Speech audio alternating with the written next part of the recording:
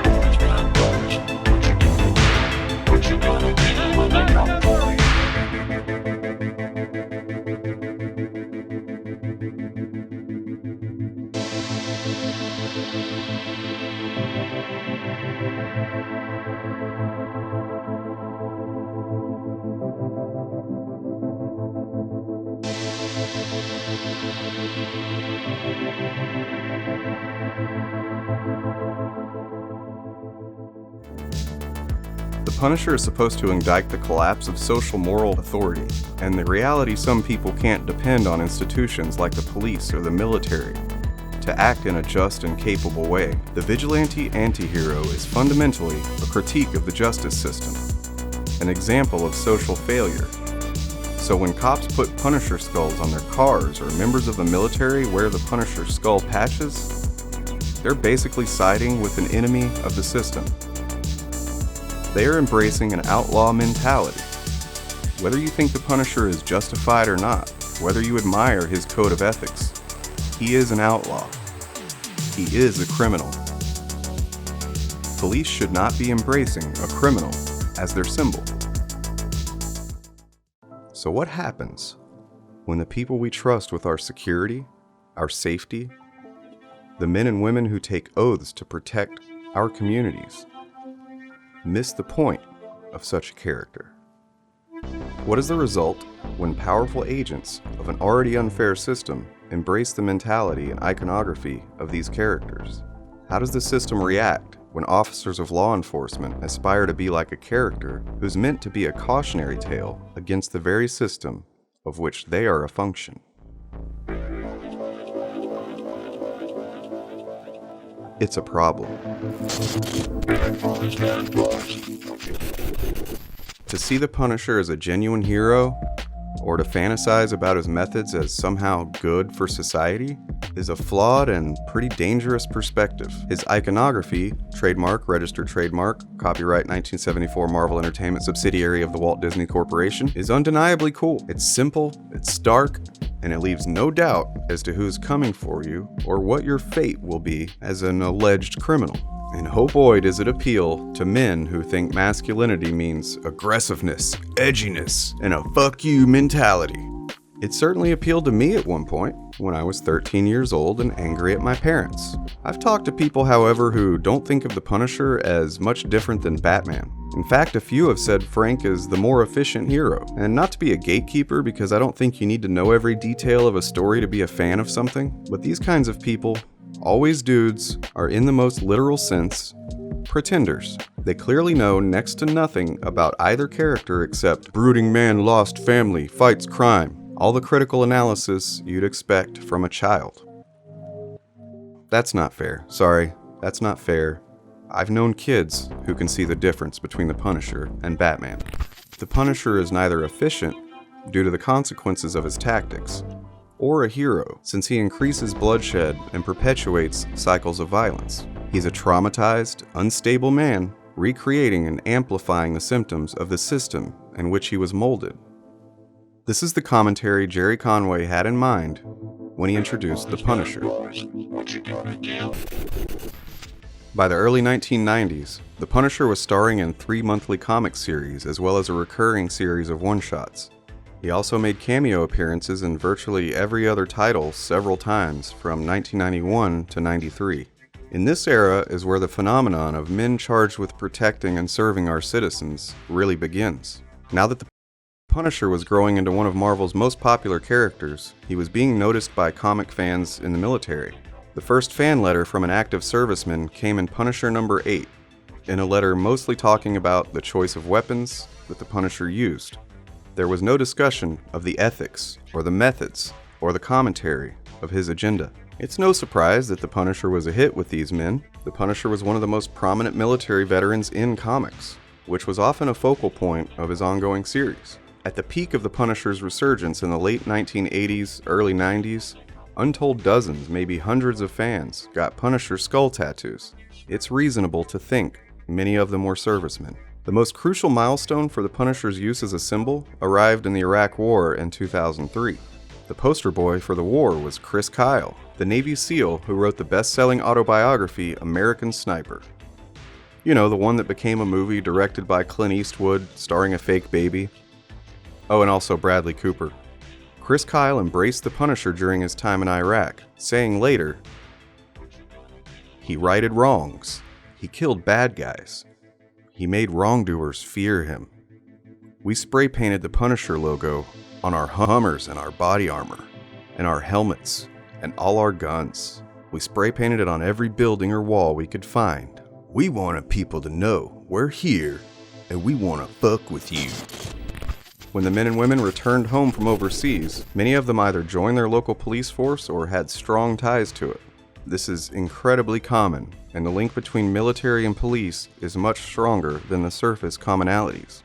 The military mindset is ideal for what contemporary law enforcement seeks in officers, and their training is better than most police forces can hope to provide. By better, of course, I mean better for war and death, which is exactly why we see the shoot first, establish false narrative tactic so frequently at home. Many cops were already fans of the Punisher before his symbol became an accepted one with their peers and higher-ups. So it must have been a delight for those comic fanboy officers to finally be able to represent the skull. The widespread use of the skull during the war only increased the common recognition of it among cops at home. But that begs the question, do these officers know what the Punisher is actually about? Are they remotely aware of Frank Castle's narrative purpose, that of an indictment against the institution of which they are a part? Or did they just jump on a bandwagon with a totally rad edgelord symbol that only teenage boys take very seriously? One incident in 2004 may provide clues to an answer. The practice of Punisherizing the police first came to light in a negative way when a rogue group of Milwaukee cops started a vigilante group known as the Punishers. Geared up with black gloves and caps that featured the skull on them, the Punishers continued to operate through at least 2007, despite a number of inquiries into the group. In one instance from October 2004, a housewarming party by Milwaukee officer Andrew Spangler spiraled into criminality, cruelty, and vigilante mob violence. Frank Lee Jude, wow, there's so many Franks in this video, a black man, had been invited to the party by his friend, but felt uncomfortable around the partygoers, most of whom were off-duty police officers. Jude and his two friends headed home, but they were stopped shortly after by several people who had been at the party. These were all off-duty police officers. They claimed Jude had stolen Officer Spangler's wallet with his badge in it, and when Jude denied this, they proceeded to kick the shit out of him. The victims recall hearing one of the cops say as they were beating him, "N-word, we will kill you." Which reminds me of a line from HBO's True Detective. Of course I'm dangerous. I'm police. I can do terrible things to people with impunity. Frank Jude was arrested for suspicion of theft after the cops beat him on the ground for several minutes. His injuries were so numerous that the doctor had to take photographs of each just to remember where they were and how serious. Several of the officers involved in the beating of Frank Jude were part of the Punisher's crew. They were eventually convicted of civil rights violations and fired. However, documents released as part of Jude's civil action suit against the city and his attackers reveal that the Punishers may have remained active through 2008 despite having been stripped of their police authority. The badge in question was never found on Jude or his friends and never recovered elsewhere. And something tells me it was not really stolen and that the Punishers made sure it vanished.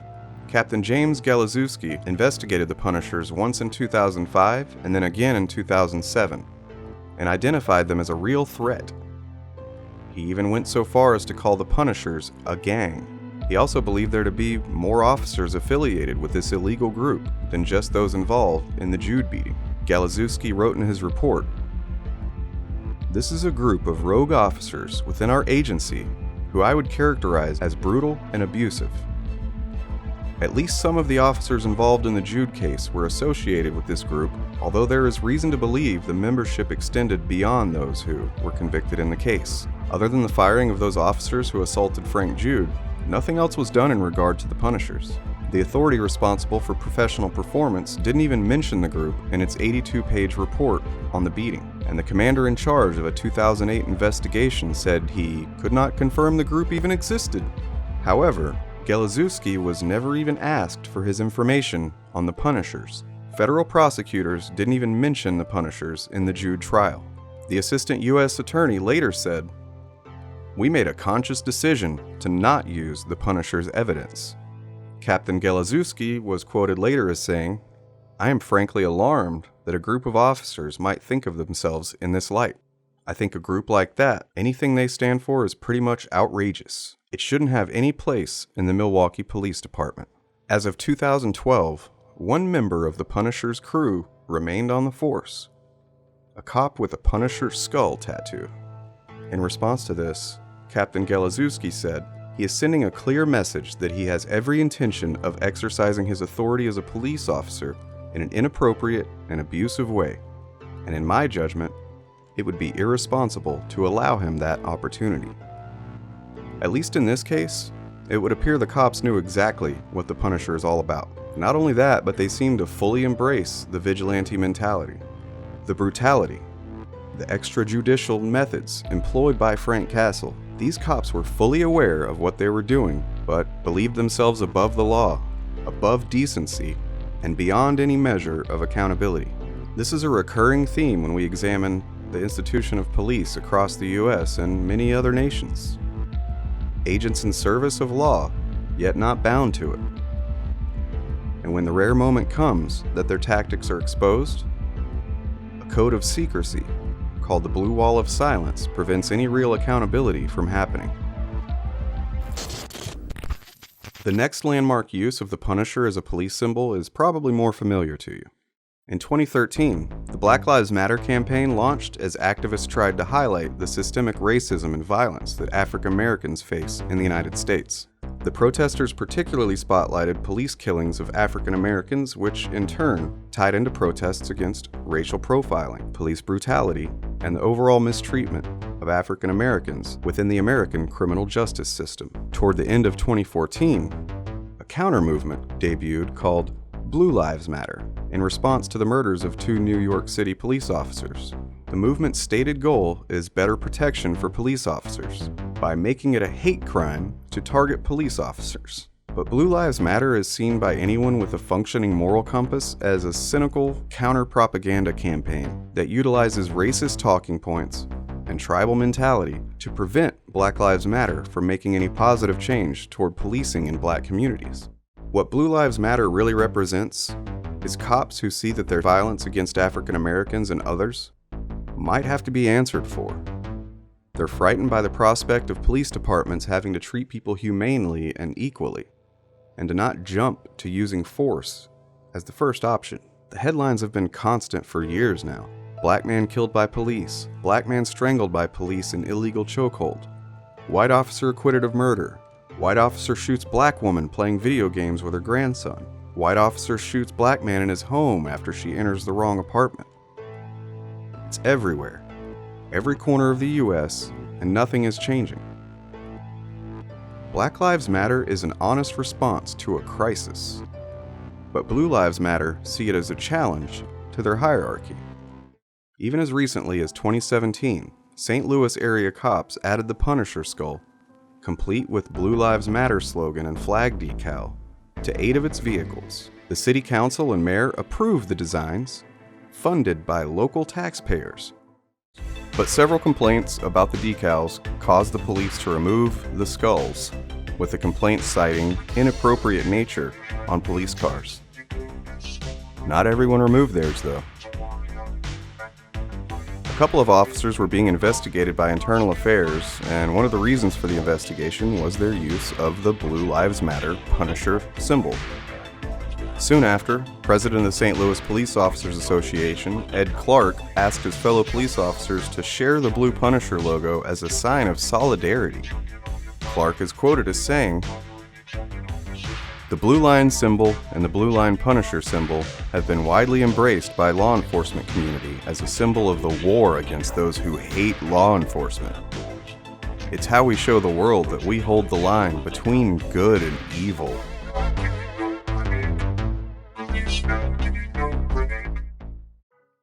In a memo obtained by the Dispatch, St. Louis Police Commissioner John Hayden said the usage of the symbol doesn't match the department's mission to protect life and property and achieve a peaceful society. Despite his apparent understanding of the symbol's disturbing relevance, he didn't ban the symbol, didn't order his officers to remove them. Commissioner Hayden did, however, advise officers to be careful how they're being perceived by the community. Commissioner Hayden, here's some free advice. There is no way to perceive cops displaying the Punisher symbol that is not one of distrust, fear, anger, disgust, or all of the above. There is no good angle from which to perceive it. When a research project unearthed racist and anti-Muslim social media posts was the kind of shit you'd see on 4chan. The database of social media posts, compiled by the Plainview Project, cataloged several police jurisdictions in the United States, casting light on hundreds of social media posts researchers felt could harm trust in local law enforcement. These posts are the exact same kind of moronic, hateful, barely literate shit we see from Trump supporters and other bigots online. The only difference is that these people are sanctioned by the state or city to brutalize and even kill people without accountability.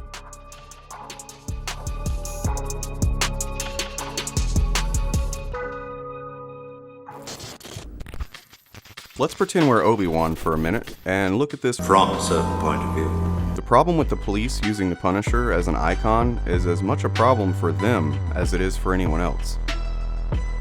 It displays a lack of desire to build or maintain trust with communities. Certainly, cops know that they have an image problem, to say it mildly, and that leaning into that image will only invite more suspicion and scrutiny. So what's the deal?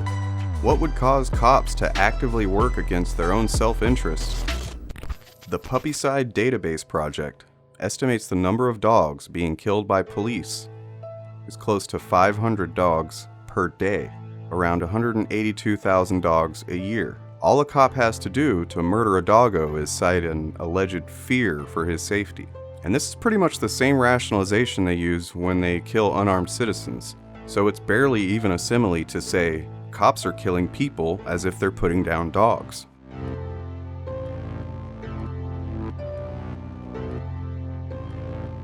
People with untreated mental illnesses are 16 times more likely to be killed during a police encounter than other civilians approached or stopped by law enforcement. This is as much a symptom of our stigmatized culture around mental health as it is broken police culture. But these are symbiotic symptoms that feed one another and worsen each problem exponentially. The sixth leading cause of death among young men of all races is murdered by police.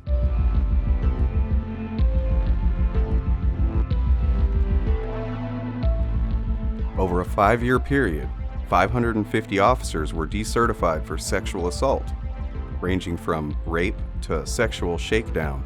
440 others lost their badges for offenses such as possession of child pornography, voyeurism, sexting with juveniles, and on-duty intercourse. These are only the allegations that were actually made and which were sustained, meaning an unknown number of similar cases were probably halted at or before the investigation phase. Police brutality is a real problem, and at such high levels that the only reasonable deduction to make is that it's a systemic issue. 956 people were killed by police in 2019. 13 of the country's largest 100 cities have a higher murder by cop rate than the general murder rate. But African Americans face the worst of it. In 2018, police killed 1,143 people. Black people were 23% of those killed, despite being only 13% of the population. Being killed by police is the leading cause of death among black men nationwide.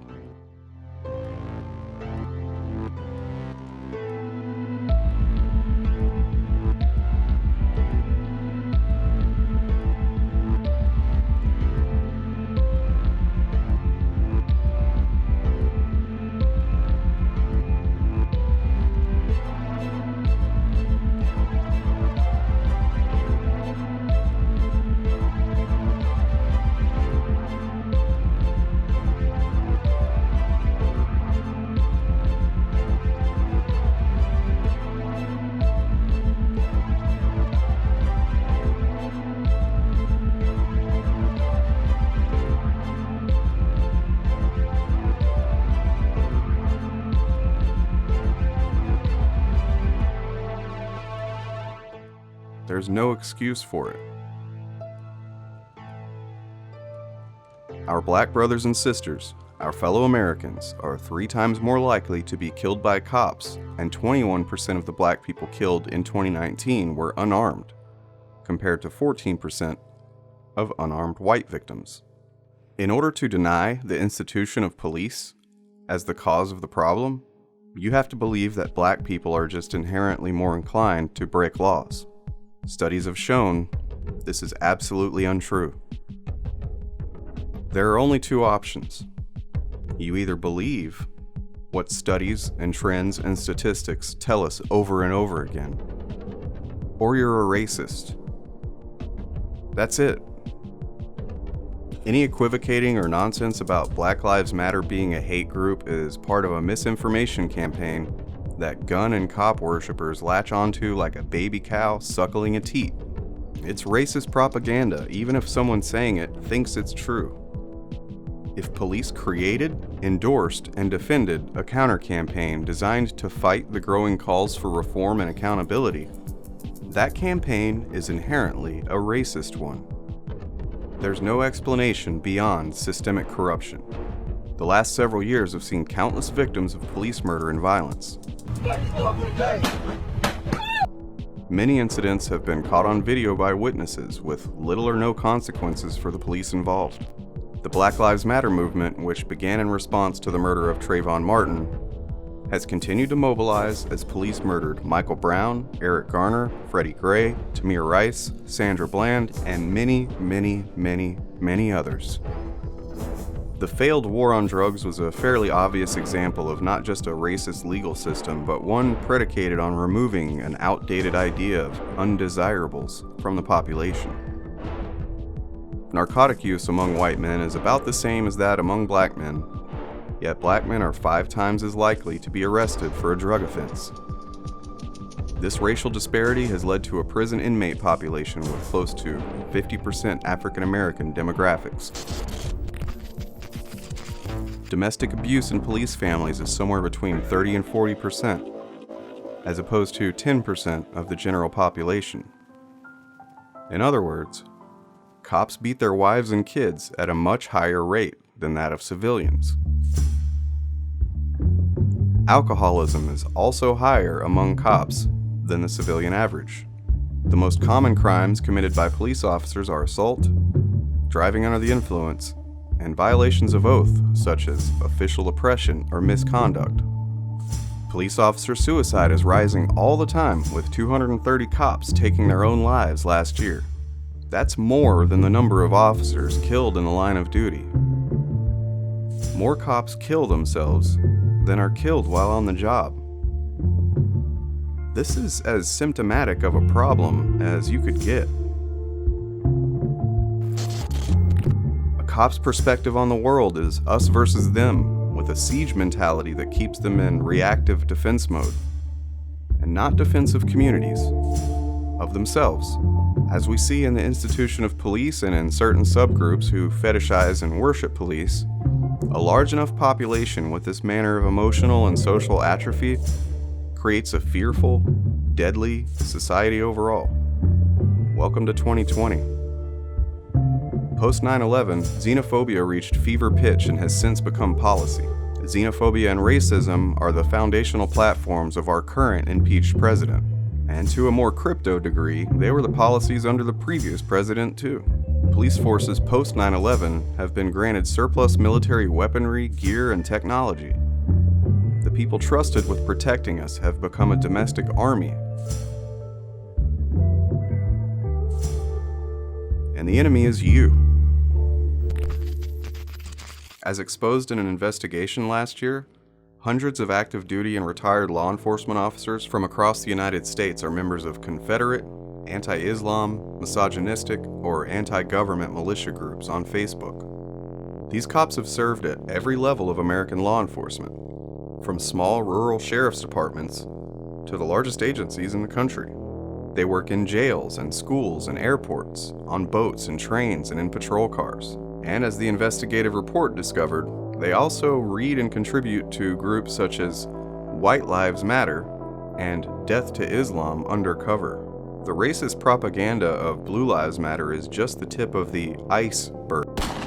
There is no official record of officers who are tied to white supremacist or other extremist groups because in the US, there's no federal policy for screening or monitoring the country's 800,000 law enforcement officers for extremist views. The police police themselves. Police are an institution dedicated to preserving whatever status quo has empowered them. This is the broken system that Frank Castle was created to shine light on. The perversion of the Punisher as a character pisses me off, and not as a Marvel fan, as a citizen, as someone who's expected to trust police, to rest easy knowing they're protecting and serving. In reality, they serve and protect themselves first, and the state second. Meanwhile, 2/3 of rape cases are never cleared, many aren't even given proper investigations. In 2018, 40% of murders nationwide went unsolved. There were 427 mass shootings in the US last year. Hate crimes are steadily rising in this Trump era as well, no surprise. In 2018, nearly 60% of hate crimes were based on the victim's race or ethnicity, 18% for their religion, and almost 17% were targeted based on their sexual orientation. 2.2% of victims were targeted for their gender identity, 2.1% for their disability, and 0.7% based on their gender. But our response to violence and irresponsible gun culture is to employ violence and defend the cops who use their guns irresponsibly. It's not just a problem, it's literal insanity. I don't know if all cops are bastards, but it's difficult for me to think the non-bastards could just stand by and see the racism and brutality without speaking their conscience. Although some do. A few former cops now tell their stories and confirm what most sensible people suspect. It's a fucking problem, and the causes are exactly what I've laid out here. The culture of police is not dissimilar to that of a cult, and it's the most American cult there is. The toxic, destructive ingredients that make up our cop stew is all of America's worst traits concentrated and boiling over into society every day. Take heaping spoonfuls of unhealthy gun culture, toxic masculinity, the fetishization of violence, white supremacy, corruption, misogyny, male entitlement, and my old friend low emotional intelligence, and you get a nice big pot of modern law enforcement. The Punisher is just the most blatant and on-the-nose character that a cop full of that stew can identify with. Conway has previously made his displeasure well known in regard to the use of the Punisher by police. He said that cops using that decal is not much different from a Confederate flag on a courthouse. Conway also said any cop who wears a Punisher logo in his official capacity is identifying law enforcement with an outlaw. These cops are a disgrace to serious police officers everywhere. They show an imbecilic level of irresponsibility and should be fired immediately.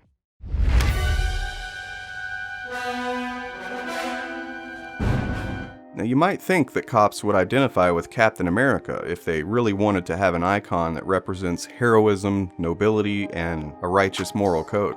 But maybe there's an honesty to their appropriation of the Punisher, and they're unintentionally declaring that they don't hold those values. Cap wouldn't represent anyone who thinks the Punisher is a good example. In the 2006 crossover event Civil War, the Punisher tries to join Captain America's side, only to be met with a vicious beating. Captain America is disgusted by the Punisher's murderous methods, but Castle refuses to fight back because even the Punisher knows that the Punisher is not a good guy, and he totally deserves this trouncing from the living embodiment of American values. The Punisher knows what he does, who he is, are a symptom of a diseased mind, a diseased society, a broken system made up of smaller, corrupt, and failed systems. Frank even says this much to a group of cops in last year's Punisher number 13. Kudos to Matthew Rosenberg for taking some stance here and directly addressing the police usage of the symbol. Frank encounters some cops with the Punisher logo on their bumper. He looks them in the eye and says, if he hears of them trying to do what the Punisher does, he'll come looking for them.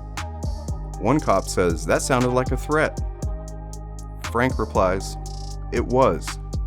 The Punisher rips the skull sticker off of their patrol car, tears it into pieces, and declares, I'll say this once. We're not the same. You took an oath to uphold the law. You help people. I gave that up a long time ago. You don't do what I do. Nobody does. You boys need a role model. His name's Captain America. He'd be happy to have you.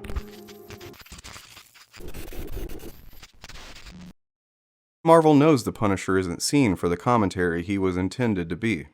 Maybe they've known for a long time.